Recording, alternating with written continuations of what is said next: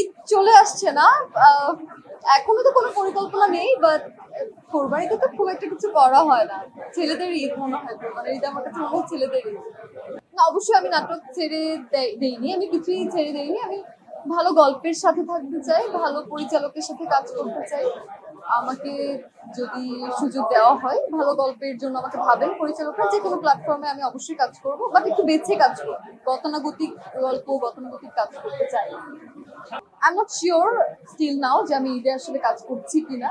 আমার একটু বাইরে যাওয়া লাগতে পারে, বাট আমি এরপরে যে কাজটাই করব, আমি ডেফিনেটলি চেষ্টা করব ভালো কিছু করার বা ভালো কিছু দেওয়ার। ইনশাল্লাহ আপনারা আশাহত হবেন। ঈদ চলে আসছে না। আহ, এখনো তো কোনো পরিকল্পনা নেই, বাট কোরবানিতে তো খুব একটা কিছু করা হয় না। ছেলেদের ঈদ মনে হয়, কোরবানির ঈদ আমার কাছে মনে হয় ছেলেদের ঈদ।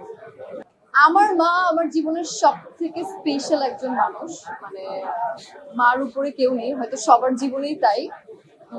মাকে নিয়ে আলাদা করে উদযাপন, হ্যাঁ হয়তো আমরা ব্যস্ততার মাঝে মাদেরকে সময় দিতে পারি না, একটা দিন হয়তো রাখা ভালো।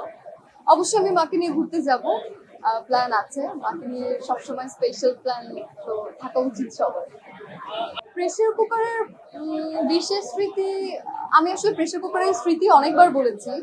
আমি আবারও বলতে চাচ্ছি না, প্রত্যেকটা স্মৃতি আমার কাছে অনেক বেশি বিশেষ।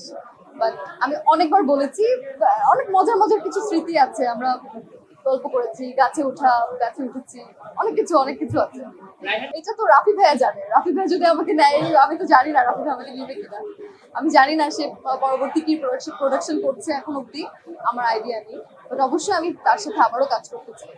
I am very excited. আমি অবশ্যই এই সিনেমাটা নিয়ে অনেক এক্সাইটেড, বিকজ ফিল্মের যে টিম আছে, they are very close to mind. So আমি অনেক এক্সাইটেড। দেখি, আল্লাহ ভরসা। আমার মনে হয় অনেক ভালো সিনেমা হবে।